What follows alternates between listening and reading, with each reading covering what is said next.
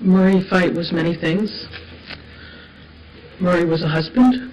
He married Sherry Fink on December 18th, 1966. Theirs was a great love story for nearly 50 years until the day Sherry died. He was devoted to her, by her side, loyal. Murray was a family man.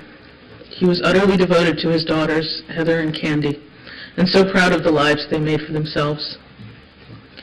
He welcomed me into his family and treated me as if we were bound by blood. He adored and took great pride in his grandchildren. He looked after and loved his younger sisters. Murray was a loyal friend. This room is full of folks who knew the intense seriousness Murray brought to his friendships. Bob Baxt, Joe Bacote, these men were the brothers he never had. Murray was a patriot. He served his country in the Air Force, and he was intensely proud of his service. He was a man of deep faith, even if he didn't show it often. He was a staunch supporter of the State of Israel and intensely proud of his Jewish heritage. Murray was an honest man. For 35 years, he and Sherry ran Tunex, an auto repair shop in Baltimore. Being an auto mechanic is, for some less scrupulous people, a license to print money. You can pad out a repair bill with a couple of unnecessary fixes. But that wasn't Murray's way. In fact, he'd talk customers out of repairs that could wait. That alternator, it's probably good for a couple thousand more miles. Give that timing belt a few more months. Those tires, they'll last you till the summer. It's not surprising that among his many friends are lifelong customers of Tunex. Murray was an adventurer.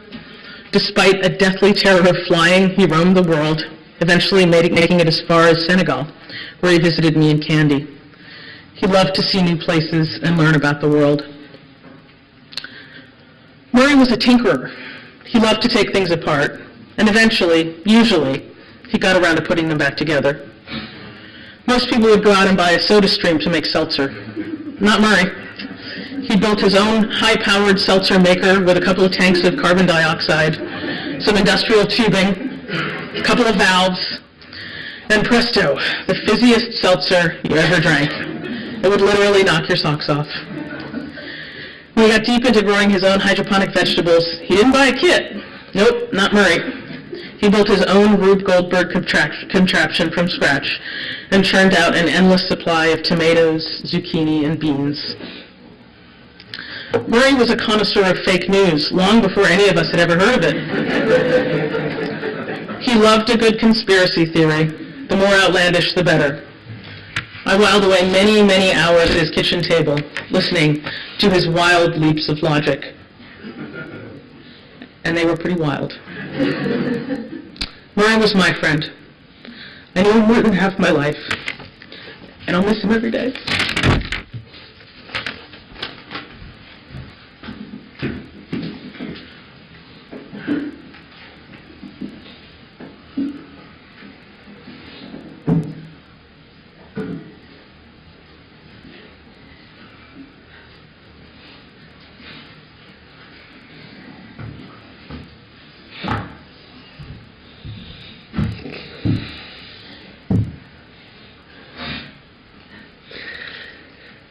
I'm not very good at this.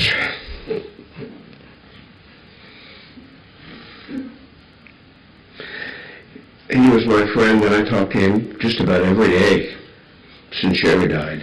I was kind of his support system. And talk about conspiracy theories.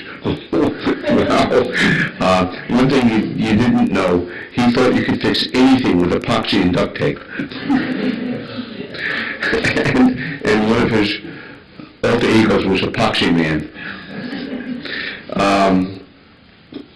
And he was the sweetest guy, and always had this little grinning smirk on his face, and I never really heard him get mad at anybody, which was a novelty for someone like me who is rather volatile. And so he's going to be missed, and